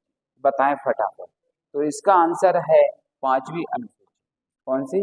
5वीं अनुसूची में अनुसूचित जनजाति के क्षेत्रों का प्रशासन और नियंत्रण का प्रावधान दिया गया। चलेगा, इसका आगे बढ़ते हैं। संविधान की 5वीं अनुसूची में जनजातीय क्षेत्रों के प्रशासन से संबंधित अनुबंध है, प्रावधान है। जबकि चौथी अनुसूची राज्यसभा में सीटों का आवंटन से संबंधित है। 7वीं अनुसूची में केंद्र व राज्य के मध्य शक्तियों का विभाजन है, बंटवारा है। 8वीं अनुसूची में भाषाओं का उल्लेख है। और भारतीय संविधान में कुल 22 भाषाएं भारतीय संविधान के में परिभाषित हैं। कितनी? या उल्लेख है। कितनी भाषाओं का? 22 भाषाओं का उल्लेख है। 22 भाषाओं का उल्लेख। 22 भाषाओं का उल्लेख। ठीक है, चलेगा। संविधान के किस अनुच्छेद में अनुसूचित क्षेत्र व अनुसूचित जनजातियों के प्रशासन नियंत्रण के बारे में उपबंध है? उपबंध, प्रावधान, प्रोविजंस एक ही वर्ड होते हैं। चलेगा। 240, 243, 241, 244। तो कौन सा होगा यहाँ पर सही? 244 करेक्ट आंसर होगा। इसमें प्रशासन और नियंत्रण से संबंधित प्रावधान है, उपबंध। आगे बढ़ते हैं इसी क्रम को, इसकी व्याख्या पढ़ते हैं। ओके, चलेगा। अब व्याख्या में क्या लिखा है? संविधान की 5वीं अनुसूची में वर्णित अनुच्छेद 244 का ए और ए। यहाँ पर 3 तरह से प्रश्न पूछा जा सकता है। 244 का, 244 ए और 244 ए, ये तीनों ही राइट होंगे। कुछ भी लिखा आ सकता है। और यह क्या होता है? प्रशासन और नियंत्रण की व्यवस्था का प्रावधान है। 244 आ भी आ सकता है, ए भी आ सकता है। संविधान के किस अनुच्छेद के तहत पृथक अनुसूचित जनजाति आयोग को संवैधानिक दर्जा प्रदान किया गया है? पृथक, एक अलग से आयोग बनाया गया है। तो किसमें वर्णित है, उल्लेख है या मेंशन है, जिक्र किया गया है? तो ये आएगा 338 का। 338 का, 338 का। चलेगा, 338 का, 338 का। आगे बढ़ते हैं। अलग या पृथक आयोग की डिमांड किसमें की गई है? 338 का के तहत। और एक और इम्पोर्टेंट है, जो अलग आयोग बनाया गया है वो कब? 89वें, ठीक है, 89th अमेंडमेंट एक्ट कब आया? 2003 में आया।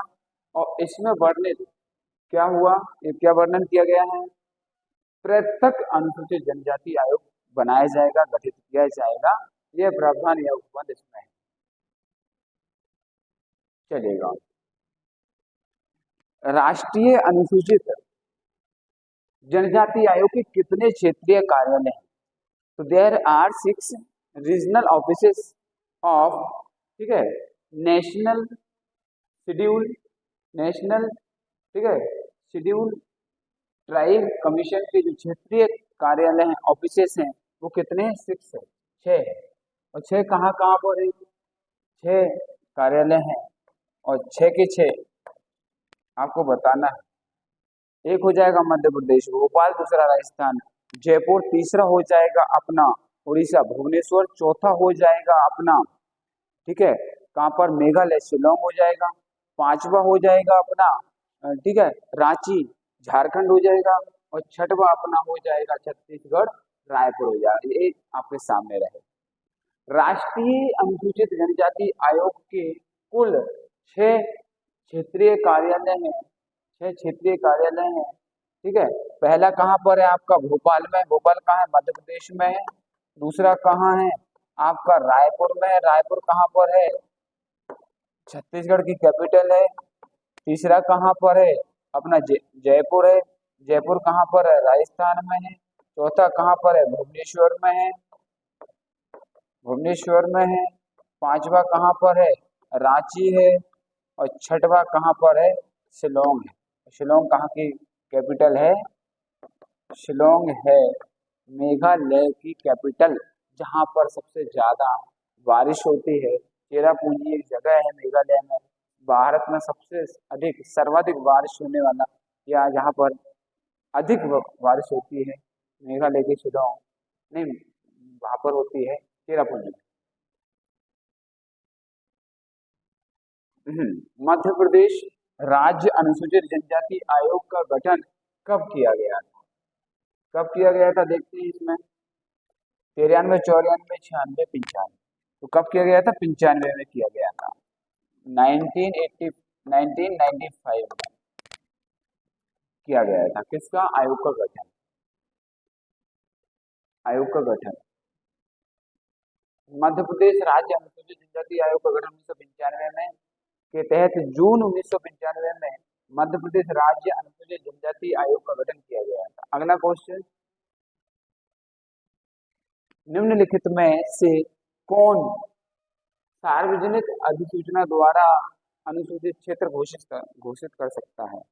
अब क्या होता है, किसी भी क्षेत्र को या किसी भी जगह को या किसी भी जाति को अनुसूचित जनजाति घोषित करना है, क्षेत्र को घोषित करना है, तो राष्ट्रपति क्या है, उस संबंधित राज्य के राज्यपाल से, ठीक है, सलाह मशवरा करने के बाद और फिर उसके बाद में एक अधिसूचना जारी करते हैं और उस क्षेत्र को, विशेष क्षेत्र को अनुसूचित जनजाति क्षेत्र घोषित कर दिया जाता है या वर्णित कर दिया जाता है। तो वो शक्ति किसके पास है? प्रेसिडेंट ऑफ इंडिया, राष्ट्रपति। किसी भी क्षेत्र को अनुसूचित जनजाति क्षेत्र घोषित कर सकते हैं सार्वजनिक अधिसूचना के तहत। एक नोटिफिकेशन निकालेंगे और उसके बाद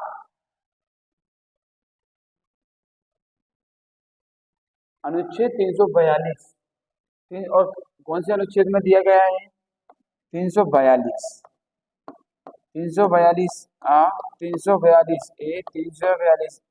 एक और 342 का ऐसा कुछ भी लिखा आ सकता है कि अंतर्गत राष्ट्रपति सार्वजनिक अधिसूचना द्वारा किसी क्षेत्र या समूह को जातीय जनजाति है या घोषित कर सकता है। ओके, चलेगा। संविधान का कौन सा अनुच्छेद अनुसूचित जनजाति को परिभाषित करता है? अब अनुसूचित जनजाति को डिफाइन भी करना है, परिभाषित करना, वर्णित करना है, इसकी व्याख्या करना है। तो ऐसा कौन सा अनुच्छेद है जो इनकी व्याख्या करता है? चलेगा। 366 खंड 24, 366 खंड 25, 367 67 खंड 24 और दो बार लिखा गया, एक यहाँ पर ऑप्शन कर देते हैं 368 कर देते हैं यहाँ पर, एक से 300 368 कर देते हैं। तो यहाँ पर हमारा राइट करेक्ट कौन सा होगा? अनुच्छेद 366 का खंड 25 वर्णित करता है, या इसकी परिभाषा कहाँ पर है? 366 का खंड 25, खंड कौन सा है? 25। इसकी व्याख्या में देख लेते हैं। संविधान का अनुच्छेद 366 खंड 25 अनुसूचित जनजाति को परिभाषित करता है, जबकि अनुच्छेद 366 का 24 क्या करता है? अनुसूचित जाति को, एक इसको एससी को परिभाषित करता है, और 25 किसको करता है? एसटी को परिभाषित करता है। एसटी को कहते हैं शेड्यूल ट्राइब, ठीक है, शेड्यूल ट्राइब, अनुसूचित जनजाति, और इसको बोलते हैं शेड्यूल कास्ट, इसको बोलते हैं शेड्यूल कास्ट। ये होती है अनुसूचित जाति, ये होती है अनुसूचित जनजाति। अनुसूचित जनजाति एसटी का वर्णन या इसकी परिभाषा मिलती है तो 366 के खंड 25 में, और अनुसूचित जाति की परिभाषा या वर्णन मिलता है तो कहाँ मिलता है? 366 के खंड 24 में इसका प्रावधान है या उपबंध दिया है, प्रोविजंस है ऐसे। आप करते हैं संविधान का कौन सा अनुच्छेद जनजाति की शैक्षणिक प्रगति के लिए विशेष प्रावधान करता है? शैक्षणिक प्रगति के लिए विशेष प्रावधान दिए गए। देखिए, विशेष प्रावधान की बात जब भी आएगी उसके लिए शैक्षणिक प्रगति के लिए 13(4), 15(4), ठीक है, 14(4), 16(4)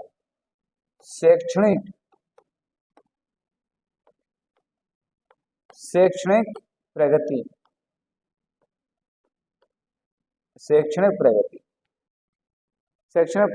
एजुकेशनल प्रोग्रेस के लिए कौन सा अनुच्छेद है? 16 का चौथा भाग, खंड 4। व्याख्या पढ़ते हैं। भारतीय संविधान का अनुच्छेद 15(4) मुझसे 16(4) हो गया था, इसको मैं कट कर लूंगा, रुक जाएंगे, चलें तो कट कर लूंगा, मुझे याद है। संविधान का कौन सा अनुच्छेद अनुसूचित जनजाति की शैक्षणिक प्रगति के लिए विशेष प्रावधान करेगा? 4 ऑप्शन आपके सामने। शैक्षणिक प्रगति के लिए ठीक है, अनुच्छेद 15 का खंड 4 एक करेक्ट होगा, ठीक है, चलेगा। भारतीय संविधान का अनुच्छेद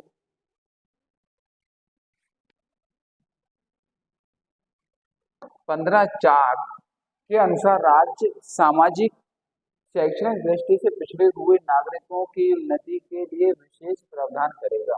15(4) चलेगा।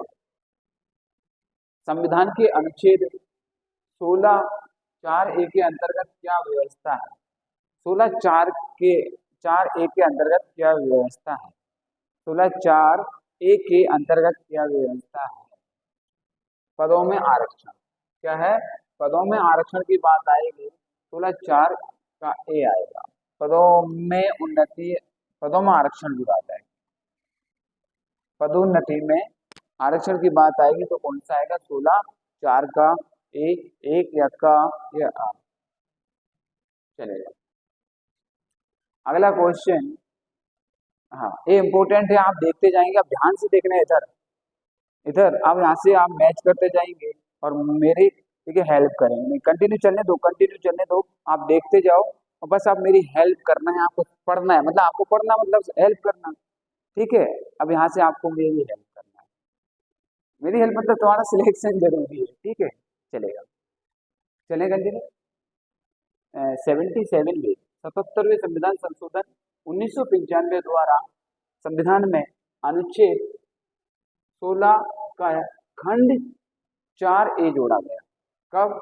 77वें संविधान संशोधन 1995 द्वारा एक अमेंडमेंट एक्ट लाया गया और उसमें 16 का जो पार्ट 4A जोड़ा गया और इसमें एक नोटिफिकेशन जारी किया, अधिसूचना जारी की।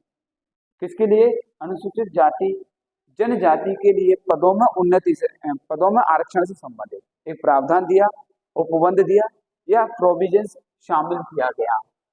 ठीक है, किसमें? ध्यान रखना 16(4) का ए, एक या क, इस तरह से ए मीन्स का भी आ जाएगा, एक आ जाएगा, आ जाएगा। ओके, चलिएगा कंटिन्यू चलते हैं अब आगे। हाँ, रिक्तियों में गोडर दिख रहा है ना, क्लियर दिख रहा है। रिक्तियों में बैकलॉग संबंधी प्रावधान संविधान के किस अनुच्छेद में वर्णित है? रिक्तियों में बैकलॉग संबंधी प्रावधान संविधान के किस अनुच्छेद में? रिक्तियों में बैकलॉग, अब क्या होता है? बैकलॉग पद होते हैं, रिक्तियों बैकलॉग है। अब बैकलॉग क्या होता है ये कमेंट करके आप बताएंगे, बाकी बाद में एक बार इसकी डेफिनेशन बताऊंगा, मैं आपसे सुनना चाहूंगा। चलेगा, अब बात करते हैं ए।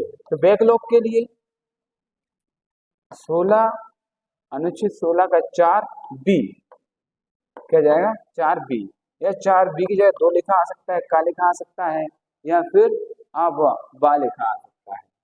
ठीक है, बैकलॉग पदों के रिक्तियों के लिए चलेगा।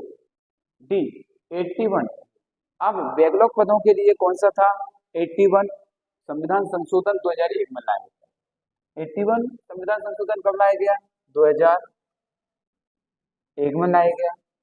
89वां संविधान संशोधन कब लाया था? 2003 में लाया गया था। ठीक है, तो के तहत अनुच्छेद 16 का खंड 4 का बी में रिक्तियों में बैकलॉग संबंधी प्रावधान दिया गया। रिक्तियों में बैकलॉग संबंधी प्रावधान दिया गया। चलेगा, संविधान का कौन सा अनुच्छेद किसी राज्य की सेवाओं और पदों के लिए अनुसूचित जनजाति के दावों से संबंधित है? तो अनुसूचित जनजाति के दावों से संबंधित है तो अनुच्छेद 335, आर्टिकल 335, आर्टिकल 335, आर्टिकल 335।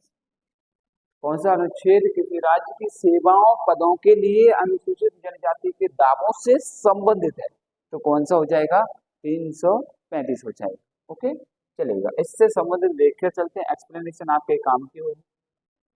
अनुच्छेद 335 राज्य संघ या किसी राज्य के कार्यकलाप से संबंधित सेवाओं और पदों के लिए अनुसूचित जाति अनुसूचित जनजाति के सदस्यों के दावों का ध्यान रखेगा, उनको ऐसा प्रावधान देगा, उपबंध देगा जिससे कि उनके लिए एक बैकलॉग पद संबंधी समस्या का समाधान। अनुच्छेद 335 रिपीट हो गया, कोई चलेगा। संविधान के किस अनुच्छेद के अंतर्गत पंचायत राज्य स्तर पर अनुसूचित जातियों अनुसूचित जनजातियों के लिए स्थानों के आरक्षण? पंचायत में आरक्षण देना, रिजर्वेशन देना कौन सा आर्टिकल देता है? इस प्रकार का प्रावधान या उनके हितों की रक्षा से संबंधित है, बताइएगा कौन सा? पंचायती या पंचायत स्तर पर स्थानों के आरक्षण की व्यवस्था, तो ठीक है, ये आएगा डी 243। डी क्या करता है? पंचायत स्तर पर 243 का डी 243 डी पंचायत स्तर पर एससी और एसटी के लिए आरक्षण की व्यवस्था देता है। ठीक है, अब एक कब हुआ था? 73 अमेंडमेंट एक्ट, 73वें संविधान संशोधन द्वारा 1992 द्वारा पंचायत को 73वें, याद रखना ध्यान से, कौन सा? 73वें संविधान संशोधन अधिनियम 1992 जो अमेंडमेंट एक्ट, ठीक है, 73rd के द्वारा पंचायत को संवैधानिक दर्जा प्राप्त हुआ। इसके तहत 243 डी से पंचायतों में अनुसूचित जाति अनुसूचित जनजाति के लिए स्थानों में आरक्षण का प्रावधान उपबंध प्रोविजन दिया गया। आगे की कहानी, अब आगे चलते हैं। संविधान के इस अनुच्छेद के अंतर्गत नगरीय निकायों, अभी क्या था, पंचायती स्तर पर था, 243 डी था, अब नगरीय निकायों की बात कर रहे हैं। गुड, नगरीय निकायों की बात कर रहे हैं। ओके, नगरीय निकायों में आरक्षण की व्यवस्था टी डी 243 डी पंचायती स्तर पर, 243 टी, ठीक है, इसके लिए नगरीय निकायों में SC ST के कैंडिडेट के लिए या SC ST के लिए स्थानों के आरक्षण की व्यवस्था करता है, स्थानों के आरक्षण की व्यवस्था करता है। चलेगा। अब 73वें संविधान संशोधन हुआ तो उसमें क्या कर दिया, पंचायती स्तर पर आरक्षण दे दिया। 74वां संविधान संशोधन हुआ 92 में, अनुच्छेद 243 का टी, 243 टी नगरीय निकायों में अनुसूचित जाति SC और ST के लिए आरक्षण का प्रावधान करता है।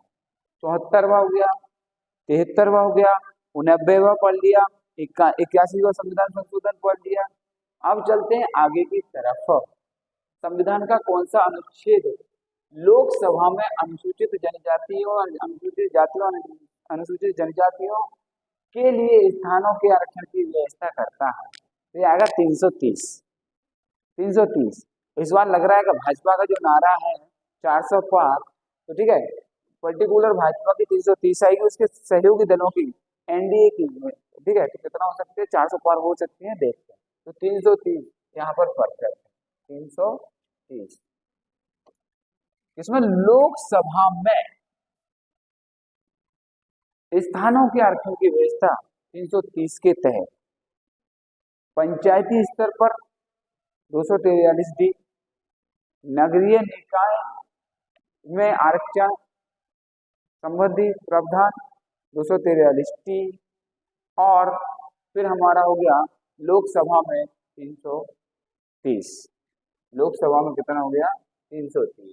एक और मैंने अभी बताया था, एक था 74वां संविधान संशोधन नगरीय वाला, और पंचायत वाला 73वां संविधान संशोधन था। और अब हम चल रहे हैं कहाँ पर, अब चलते हैं आगे की तरफ। लोकसभा 330 के अंतर्गत लोकसभा में अनुसूचित जनजाति के संपूर्ण भारत के 47 एवं मध्य प्रदेश के 6 सीटों। देखो हम बात करते हैं, जैसे पूरे संपूर्ण भारत की बात करते हैं, लोकसभा में कितनी सीटों के लिए आरक्षण संपूर्ण भारत में तो है कितना, 47। कुल कितनी सीटों के लिए आरक्षण है, 47। किसकी बात करते हैं, ऑल इंडिया की बात करते हैं। ऑल इंडिया में लोकसभा की सीटों की जो रिजर्वेशन है वो कितना, 47 है ऑल इंडिया, और 6 सीटों के लिए आरक्षण है वो मध्य प्रदेश में। MP की बात करें लोकसभा सीटें, जैसे मध्य प्रदेश में कुल सीटें कितनी है, 29 लोकसभा सीट है। MP में कितनी लोकसभा सीट है, 29, ठीक है, 29। और जो हमारा भारत है लोकसभा सीट है अधिकतम है, भारत में लोकसभा सीटों की अधिकतम संख्या कितनी है, 552 मैक्सिमम, इतने से ज्यादा भी नहीं लोकसभा सांसद नहीं बन सकते, ना इलेक्शन में कंटेस्ट कर सकते, ना लड़ सकते। लेकिन फिलहाल में वर्तमान में 543 लोकसभा सीट हैं जिन पर इलेक्शन होता है। दो सीट या 2 सांसदों का चुनाव राष्ट्रपति ठीक है नॉमिनेट करते हैं या चुन के, ठीक है, चुन के भेजते हैं। जैसे राज्यसभाओं में 250 राज्यसभा सांसद होते हैं, उनमें से 12 राज्यसभा सदस्यों का चयन, सिलेक्शन या नाम या ठीक है नामांकन करते हैं या नॉमिनेट करते हैं, तो वो राष्ट्रपति जी करते हैं 12 राज्यसभा में से, और ठीक है 2 इसमें से। तो 2 कौन होते हैं, ये एंग्लो इंडियन होते हैं। एंग्लो इंडियन की परिभाषा कभी जरूरत पड़ेगी तो डिफाइन करके हम बताएंगे। या किसी के पूर्वज में से, दादा दादी में से कोई एक अदर कंट्री से बिलोंग करता है या अदर कंट्री में रहता है, भारतीय हो या फिर इस तरह का कोई कॉम्बिनेशन होता है, उसको एंग्लो इंडियन कहते हैं। चलेगा। तो कितनी सीटों का आरक्षण था? 47 इंडिया में SC/ST के लिए, और 6 सीटों का आरक्षण है मध्य प्रदेश में 29 में से। तो देख लीजिएगा, लेकिन कहाँ कहाँ पर जगह का नाम भी देख लीजिएगा जो निम्न है: रतलाम, धार, खरगोन, शहडोल, मंडला बैतूल। मंडला बैतूल, रतलाम, धार, खरगोन, शहडोल। मंडला, धार, ठीक है, खरगोन, शहडोल, और इधर अपना हो गया मंडला और बैतूल। मंडला बैतूल किधर आ गए? अपने पूर्वोत्तर मध्य प्रदेश में आ गए। रतलाम, धार, खरगोन कहाँ आ गए? अपने पश्चिमोत्तर, सॉरी पश्चिम उसमें आ गए। चलेगा, मध्य प्रदेश में आ गए। अब चलते हैं आगे की तरफ।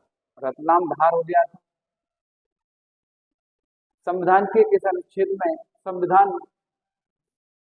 विधानसभाओं के लिए अनुसूचित जनजाति के लिए स्थानों का आरक्षण? अभी हम लोकसभा में थे। लोकसभा में कितनी सीटों का आवंटन था मध्य प्रदेश में? 6 सीटों का। लोकसभा में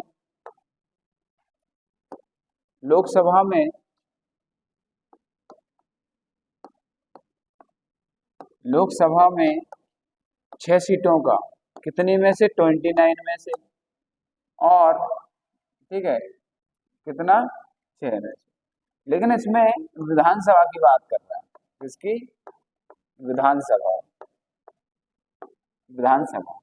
विधानसभा की 230 सीटें हैं हमारे मध्य प्रदेश में।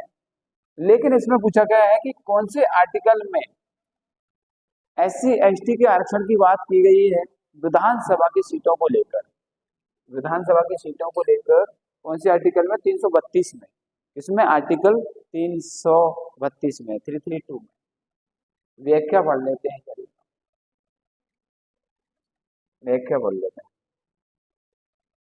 समझ आ रहा है?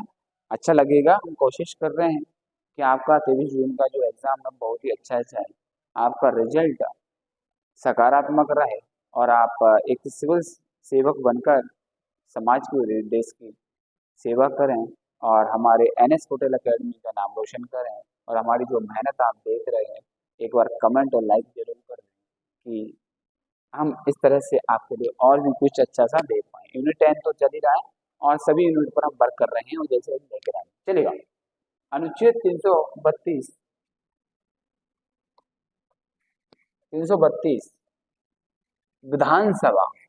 विधानसभाओं की अनुसूचित जाति, अनुसूचित जनजाति के स्थानों के आरक्षण का प्रावधान करता है। मध्य प्रदेश में अनुसूचित जनजाति के लिए 47 सीटों का, कितनी? विधानसभा में 47।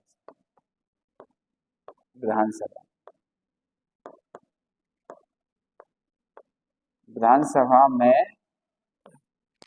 47 सीटों के लिए आरक्षण का प्रावधान 332 के तहत। मध्य प्रदेश द्वारा पेशा अधिनियम कब लागू किया गया था? मध्य प्रदेश द्वारा पेशा अधिनियम कब लागू किया गया था? आप कमेंट करके बताएं जल्दी फटाफट। आपसे सुनना चाहूंगा, फिर मैं बाद में बताऊंगा। ऑप्शन वंस अगेन फिर से आपसे कमेंट सुनना चाहूंगा। चलेगा, हाँ मैं बता देता हूँ। चलेगा, हिंट दे दूं? नवंबर 22। तारीख बताइए जल्दी फटाफट। नवंबर 2022 सी 15 नवंबर 2022 में पेशा अधिनियम लागू किया गया था। पेशा अधिनियम लागू किया गया था। पेशा अधिनियम लागू किया गया था। पेशा अधिनियम लागू किया गया था। मध्य प्रदेश द्वारा पेशा अधिनियम 15 नवंबर 2022 को शहडोल जिले से लागू किया गया। सबसे पहले कहाँ लागू किया गया था? ध्यान रखना, शहडोल में लागू किया गया था। पेशा अधिनियम कहाँ लाया गया था? सबसे पहले लागू किया था शहडोल। कहाँ से? शहडोल से लागू किया गया था, ध्यान रखना है आपको। चलेगा। जनजातीय समूह, जनजातीय समूह को कितने प्रतिशत आरक्षण का प्रावधान है? जनजातीय समूह को कितने प्रतिशत का आरक्षण है? ये तो अच्छा हुआ, कितना अच्छा दिख गया है, आपकी सुविधा के लिए भी अच्छा है, कोई इशू नहीं है। कितने प्रतिशत? 21%। कितने प्रतिशत? 21%। चलेगा, बहुत बढ़िया। तो जनजातीय समूह को कितने प्रतिशत आरक्षण है? 21%। मध्य प्रदेश की जनजातियां प्रायः किस प्रकार के वर्ग की हैं? मध्य प्रदेश की जनजातियां प्रायः किस किस प्रकार की हैं? इंडो तिब्बत, प्रोटो ऑस्ट्रेलॉइड, ठीक है, काकेकश, मंगलोइड। तो ये आ जाएंगे अपनी, ठीक है, प्रोटो ऑस्ट्रेलॉइड। मध्य प्रदेश की जनजातियां प्रायः किस प्रकार के समूह की, वर्ग के हैं, ग्रुप के हैं वो, ठीक है, तो ये अपना आ जाएगा प्रोटो ऑस्ट्रेलॉइड। इंडो तिब्बत अलग आएंगी, काकेकश अलग होती है, मंगलोइड अलग होती है। चलेगा, हम पढ़ते हैं आगे। किस विद्वान ने जनजातियों को गिरिजन कहा? बहुत ही इंपॉर्टेंट है। गिरी मतलब होता है पहाड़, पर्वत, माउंटेन, या ठीक है, माउंटेन रेंज होती है, जो पहाड़ी इलाके होते हैं, पर्वत होते हैं, उसको गिर बोलते हैं। गिर मतलब पर्वत। गिरिजन, पर्वतों पर निवास करने वाले जनों को गिरिजन कहा जाता है। पहाड़ों पर रहने वाले रहवासियों को, ठीक है, या जनजातियों को या जातियों को क्या कहा जाता है? गिरिजन। तो गिरिजन किसने कहा है? किसने कहा है? देखो, गिरिजन किसने कहा है? हमारे महात्मा गांधी जी ने। किसने? महात्मा गांधी जी ने।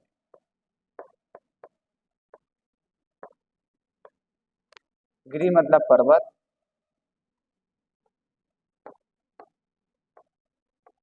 पहाड़, ठीक है, इस प्रकार। तो जो पर्वत पर या पहाड़ों पर या पहाड़ी इलाकों में जो निवास करते हैं, रहते हैं, ऐसे रहवासियों को, ऐसे जातियों को, जनजातियों को क्या कहा जाता है? गिरिजन। तो किसने कहा है? महात्मा गांधी जी ने कहा। गिरिजन किसने कहा है? महात्मा गांधी जी ने कहा। जनजातियों के लिए विलीन मानवता शब्द का प्रयोग किस विद्वान ने किया है? जनजातियों के लिए विलीन मानवता शब्द का प्रयोग किस विद्वान ने किया है? Doctor Das and Das. Doctor Das and Das ने जनजातियों के लिए विलीन मानवता, विलीन मानवता शब्द का प्रयोग किया है। तो कौन से विद्वान है? डॉक्टर दास एंड दास। चलेगा, दास एंड दास। गियर्सन ने, ठीक है, गियर्सन ने जनजातियों के लिए किस शब्द का प्रयोग किया? महात्मा गांधी ने क्या बोला था? गिरिजन। अब गियर्सन ने क्या बोला था? गियर्सन ने पहाड़ी जनजाति। गियर्सन ने क्या बोल दिया? पहाड़ी। वही बोला था, गिरी मतलब थोड़ा बहुत अंतर है।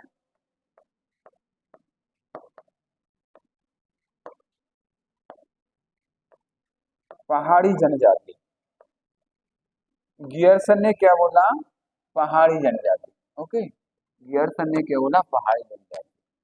गियर्सन ने क्या बोला? पहाड़ी जनजाति। आगे बढ़ते हैं।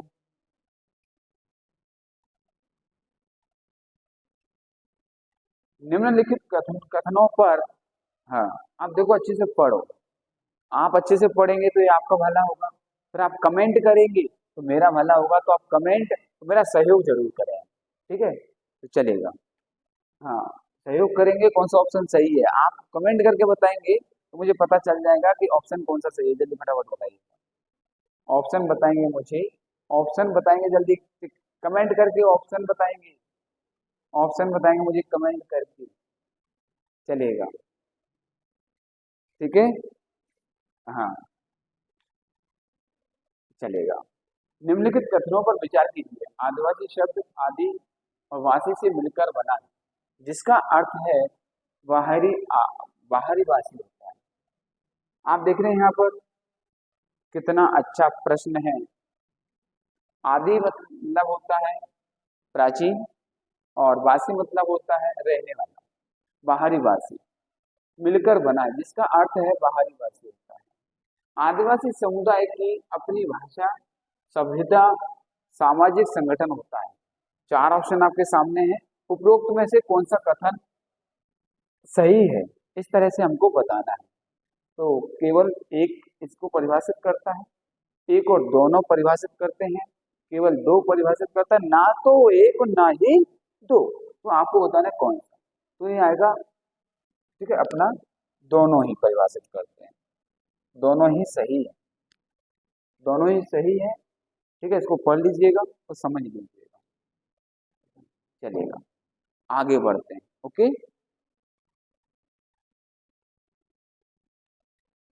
आगे बढ़ते हैं। लिस्ट फर्स्ट और लिस्ट 2 का सही सुमेलित कीजिए। लिस्ट फर्स्ट और लिस्ट 2 को सही सुमेलित करना है, चलेगा। जनजाति एक साइड आदिवासी, सेकंड साइड है विद्वान। विद्वान, आदिवासी, पिछड़े हिंदू, दलित वर्ग, अनुसूचित जनजाति। ये ऑप्शन आपके सामने दिए गए। डॉक्टर जीएस घुरिये, भारतीय संविधान, सर हार्वर्ड रिजले, ब्रिटिश अंग्रेज। अब इसको हमको सही सुमेलित करना है और आप बताइएगा, परफेक्ट बताएंगे आप मुझे। तो ठीक है, कंटिन्यू करते हैं। तो इसके लिए देखिएगा, ये ऑप्शन आपके सामने, आप बता सकते हैं ऑप्शन आपके सामने थे।